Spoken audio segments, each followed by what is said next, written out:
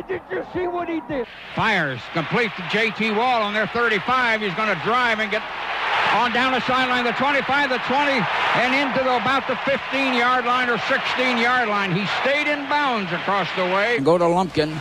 Somebody hit him right in the hole. He bounced out to the 20, to the 15. He's got a block to the 8, the 5.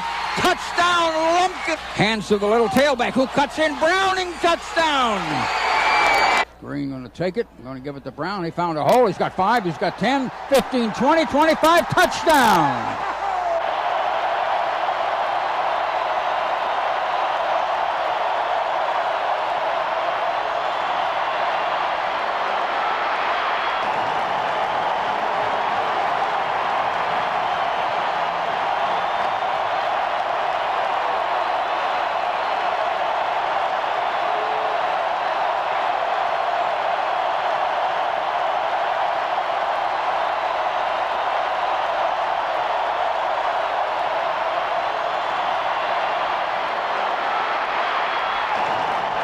Gonna throw a fade to no shot. Did he catch it? Yeah, touchdown in the front right corner. Hello, my name is Brian McClendon. I'm the running back coach here at the University of Georgia. And today I would like to talk to you guys about fundamental stuff that we do here at the University of Georgia to help our running backs become better running backs and to keep everybody safe in this physical game we call football.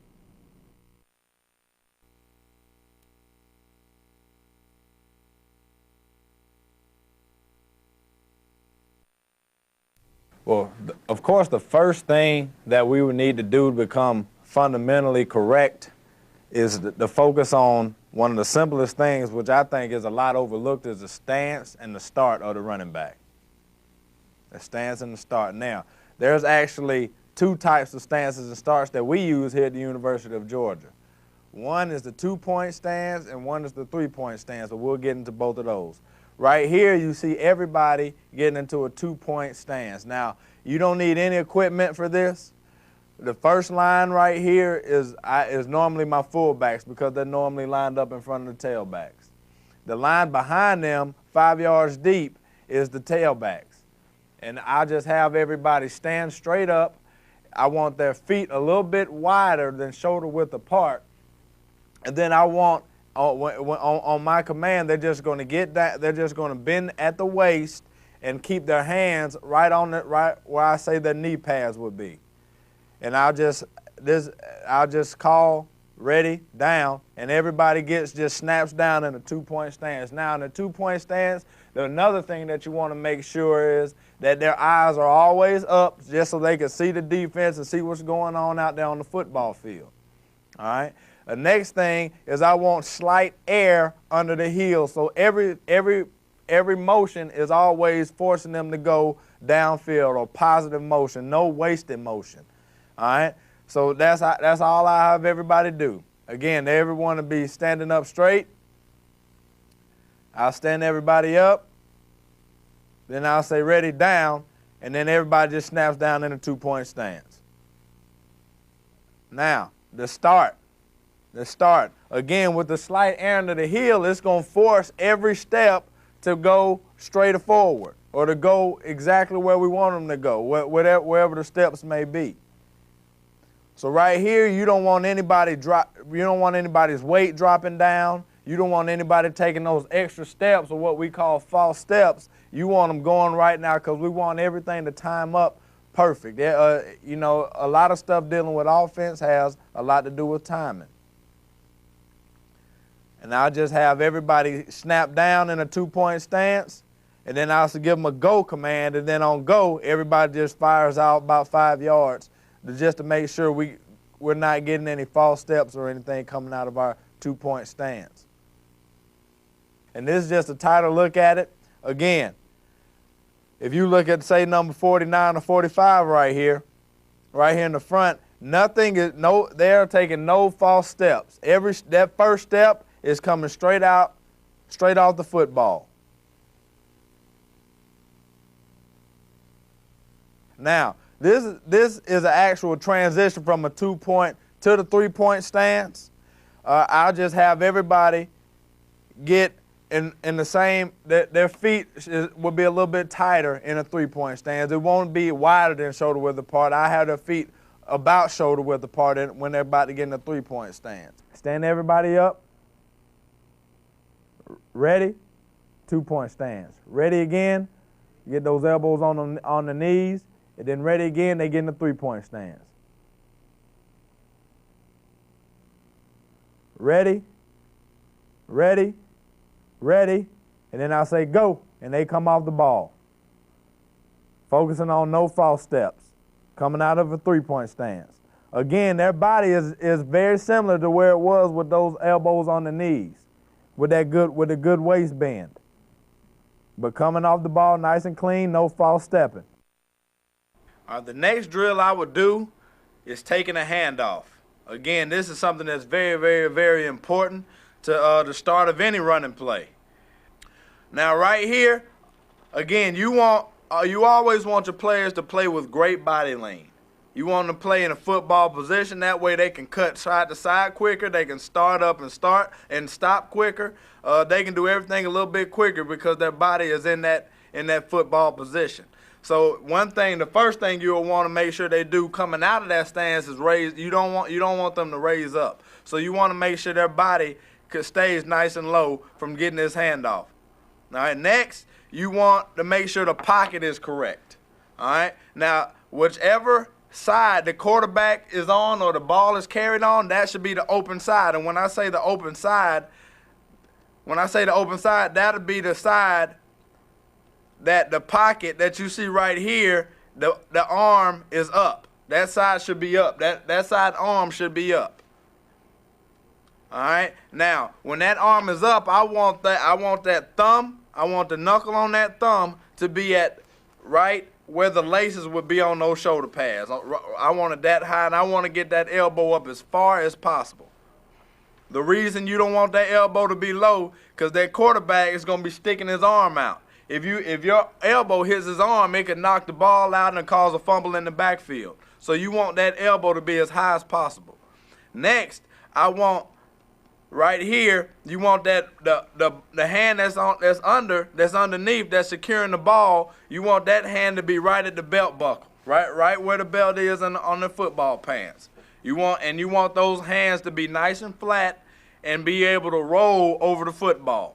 And when I say roll over the football, I want your body actually dropping a little bit so you're not running straight into the ball. Because if you run straight into the ball and make that surface too hard, that ball could again bounce out and cause a fumble in the backfield.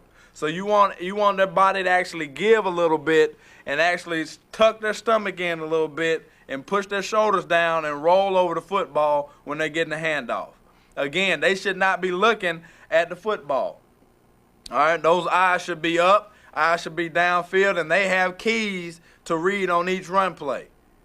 But you do not want to see them looking at the football at all and taking a handoff.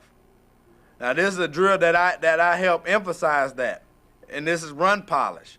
All I would do, I have my tape right here, and this tape signifies offensive line. So it have a little block right here, have a C on it for center, 2 G's on each side for guard, and 2 T's on each side for tackle. And I actually have a block out here with the E on it that stands for a tight end. And so just so my players know which side and which hole and everything that they're actually going to. Now after this tape, you'll see a set of cones out here that's 10 yards deep.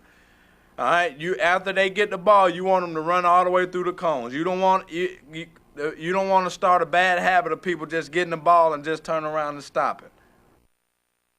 Now this is a ball security drill. Of course, this is a very, very, very important part of the game as well. It's ball security. Now most drills that we do help emphasize ball security. Now when I say ball security, I want to emphasize 3 points of pressure. 3 points of pressure. 1 point of pressure is being where the hand is on the tip of the ball. All right, hand over the tip of the ball. I want that hand over the tip of the ball being one point of pressure. You spread your fingers out and cover up as much of that ball as you possibly can when you have that ball in your hand. Point number 2 being the forearm. All right, the forearm being 1 point of pressure, and I don't want to see the back end tip of the ball come out. That means that ball is not tight and it doesn't have good pressure on the forearm and coming down here to the elbow. That third point of pressure being your body. I want that ball high. I want it right there on his chest muscle. Keep it high and tight. Ball emphasizing 3 points of pressure. 1, 2, 3, with that ball high and tight. Now this is a point. Now this drill just helps one with players work on keeping their balance. All right, keeping their balance, and two, a lot of fumbles occur when that player is fighting for those extra yards. So anytime you could put a drill in where players do stuff naturally to fight for extra yards, and you emphasize ball security, it's always a positive. It is always a positive. So this is a drill to emphasize them keeping balance and keeping that ball security nice and high and tight as well. I call it the pop-up drill. All right, you have the ball carrier with the ball in his hand, and you tell him, all right, put the ball in your left arm, and I want that right palm on the ground, and then you lift the same foot up that's hand is on the ground. So if your right palm's on the ground, your right foot is up. Your right foot is up. It helps throw them off balance just a little bit more. You want them popping up, keeping those eyes up, popping up, and emphasizing ball security. Now, I normally do it 3 times. I say, all right, pop up 3 times, and I want you finishing, and give them a set of cones back here that they finish through. Is it again just switching ball hands? The ball's in the right hand now with that left hand down and that left leg up. Keeping those eyes up, popping up off the ground, emphasizing 3 points of pressure the whole time. Now getting into pass catching. All right, one route that we have is the hook route. The hook route is designed to hold down the underneath coverage, and then again, if that underneath coverage gets too deep, then that quarterback, when I say check it down, we'll be the quarterback's last resort, and he can hit us with room to run. Now, our hook route, all right, is always designed off a certain protection. All right, now we're going to go through and check our protection with our first step getting wide. First step getting wide, and then we'll come down and then hook it up 3 yards past the line of scrimmage. 3 yards past the line of scrimmage. Now again, you always want to emphasize everything that you taught a little bit before. So this guy's in a 2-point stance. Make sure he's in a good 2-point stance. Make sure his eyes are up. Make sure he doesn't false step when he comes out. All right. Now right here, most of the time when we have a hook route, especially when we're in the gun, you want to check his alignment. Now our alignment, we're going to line up right behind the tackle, and we're going to line up on the quarterback's toes. All right, just makes it easy, and you always know where to line up at when you're in the gun. Biggest thing, you don't want to get too close to the quarterback or too wide to where you can't help out when you do have to actually protect in certain protections. But right here, hook route, you're just getting a little width, so make sure you don't get hung up in all the Russian D linemen and the offensive linemen, and make sure you're not knocking any offensive linemen off their blocks. Getting through the line nice and clean and just turning and hooking up. Right here, I just have fullbacks on one side and then my running backs on the other side. You could mix and match it any way you like it. I just split it up right here just to make sure everybody got as many reps as we could. Shoulder from a little tighter angle. Making sure you're looking at ball all the way in, catching it with your hands. You don't want to catch the ball off your body. And there's a great example of us looking the ball all the way into the tuck and then getting upfield and running. But another point of emphasis, you don't want this route to get too deep. Again, it's designed to hold the coverage underneath, and if that coverage gets too deep, then you're wide open to get the ball. So don't let them get 4, 5, 6 yards downfield. You want to keep them at 3. Now day 1, day 2, day 3, and day 4, they will all be the exact same drills when it comes to starts and stands, when it comes to the ball security, and when it comes to but when it comes to the routes, then that's when it gets into the different days. Hook route will be day 1, circle route, this will be day 2.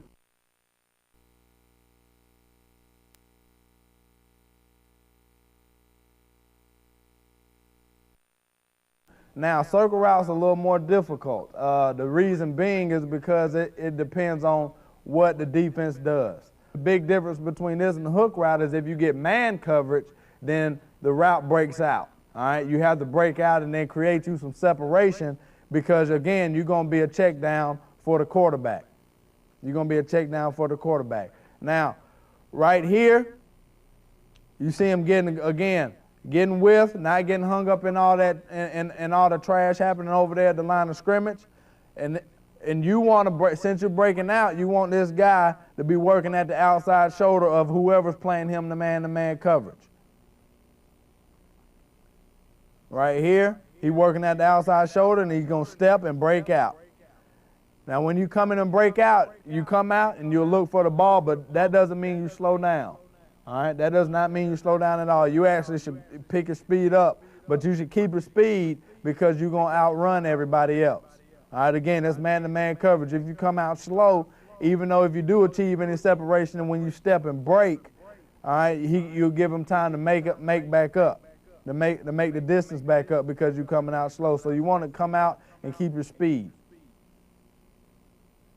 Right here, you're just going to see another great example of him getting with a nice stick and break. He actually giving a great head move, giving a great step and head move to come out and achieve that separation because, again, the only time you'll break out is if it's man coverage. I always tell my guys, you have time. You have plenty of time to get up there and give a good stick and break, and you don't want to rush into this route because, again, you are a check down for the quarterback. All right, you're the quarterback's last resort, so you don't want to get out so fast, all right, and then not do a good job with your step and achieving that separation. You don't want to come out so fast that you're so wide for the quarterback.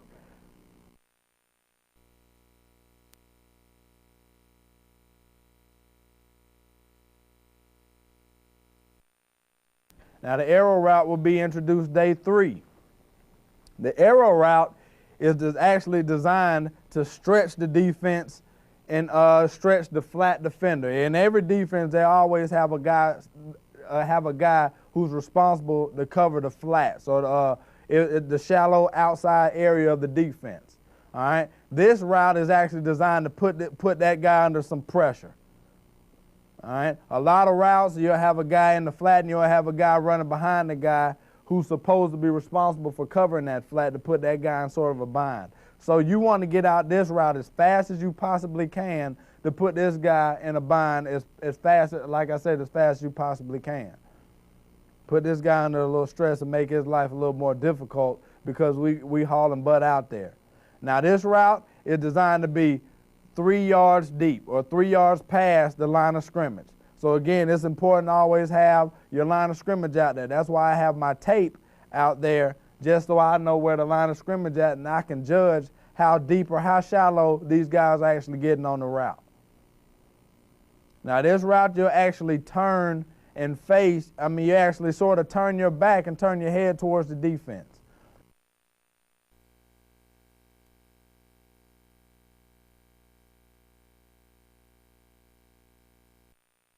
Now the scat route, this would be the last route going in, that's day 4. The scat route is very similar to actually what we're trying to do with the arrow route, but the only difference is we're actually not turning our back to the defense anymore. We're going to actually turn and run and get wide as fast as we possibly can again to try to put stress on that flat defender. But with this one, we're not turning our back to the defense. We're actually going to remain in the backfield. Now with the scat route, you're actually going to from the gun or from this position, you're going to lose 1 yard.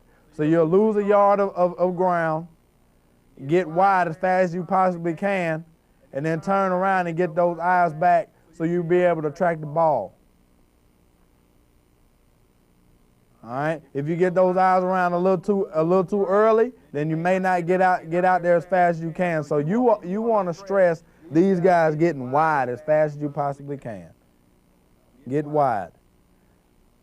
All right. The reason you may like this route instead of an arrow route, or the reason we have both, is because we like to get the running backs in space with those flat defenders one-on-one. A lot of times when they catch the ball right here, one-on-one on a scat route, all their speed is going forward. And then again, they can face and see that flat defender so they can go ahead and make that guy miss in space. Now, these running drills can actually be done any day. And all you need is just some cones and some agilities. When I say agilities, it's these big old bags right here. And again, any drill that we do is always focusing on ball security. All right, running backs, they have to do a good job of running. Actually, have to do a great job of keeping their feet up, going in and out of traffic, and then also just have to do a good job of pumping their feet. All right, but again, you always focus on them keeping their eyes up, not looking down at the bags, and keeping good ball security, maintaining those 3 points of pressure. Now, right here, you just have a line of agilities that you want them to go across. All right, I have a line here, a cone here, and I always have a cone down where I want those guys finished. Now, this drill, I have them facing me. They turn and go across the bags one way, come back the exact same way. Then I actually have them turn and run, getting those knees up with those eyes up, turning and running all the way through the finish line. All right. Now this is a guy I had him adjust his ball security because I wanted that hand covering up as much of the ball as possible. All right. And then he's going to look all the way into that 3 points of pressure, making sure I have those 3 points of pressure, and he's going to get his eyes up. And what you'll see me explaining is I want that good body lean, and like I said, that good football position the whole time through these bags. I don't want them standing up just because they're in motion. Good football position right here. He's not moving that ball hand too much, and he's staying nice and square, keeping those eyes on me. He's not down here looking at the bags. And then he's turning and running, getting those knees up, maintaining the ball security all the way through the finish line. And right here, it's just them going back the other way. Just turning and running, all the way through. This is actually another drill that we'll do. Again, focusing on 3 points of pressure. And what happens a lot, especially when you're anytime you're running the ball, everything's not going to go particularly as planned. You just have guys running up, and then they may have to sidestep or go lateral a little bit. And right here, this focuses on those guys going lateral, those times that you do have to go lateral, get forced to go lateral, but you still facing downfield, you still facing the line of scrimmage. You're not actually turning your pads and trying to run to the sideline and get squeezed, so you're able to get upfield as quick as possible. And I'll just have those agilities, have those same agilities, those same bags, and have them running up and sidestepping, running up and sidestep. You want to keep those guys nice and tight to the bags, and you don't want those guys, again, the reason you don't want those guys getting too wide is because the hole may open up in the middle of your sidestep. You want that guy to go ahead and put his foot down and get north.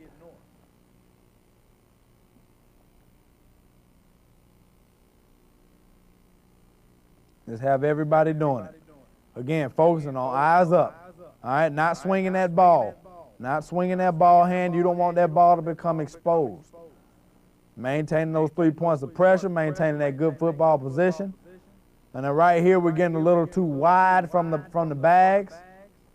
Getting a little too wide, and he started to try to tighten it up at the end. But it's a nice job, nice and under control. Eyes up, and finishing all the way through. Now this is an example of the same thing, the exact same thing, coming back, but at the end, I want those guys finishing the run off. So I have two guys grab two of those agilities we were using, stand down here, and actually act like two guys trying to converge on them and trying to make a tackle. And I want to drop my pads. I don't want to drop my head like we're doing here. I want to drop my pads and finishing off the run, exploding through those guys. You want to make those guys tackle you and not just give in just because you see two guys coming at you. So you see those two guys converging, you want to drop your pads and accelerate all the way through those guys. But those are just a couple of drills that we do here at the University of Georgia that should help you help tremendously with a lot of stuff that you try to do as far as running backs. It's a little different position. The running backs have to be the tough guys on the team, and they have to be able to run and catch the ball and be able to block all the big guys at the same time. And these are a couple drills that allow you to get better at those, and so you can have the best running backs that you possibly can on your team.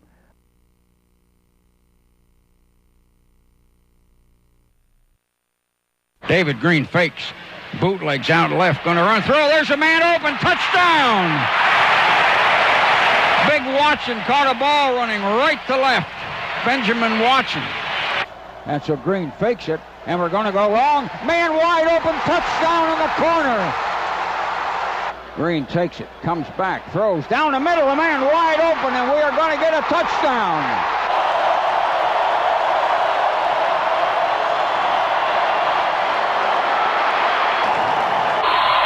Stafford looks, and he's going to throw to Marcellus Miller, who caught it. Stafford fakes. There's a man open, touchdown in the end zone to Marcellus Milner. And we're going to run a long pass, and it's complete on the 12-yard line. We got a receiver down on the 2. Stafford going to take it. Got time, looks. Good. Back of the end zone. Marcellus Milner high in the air and hung on.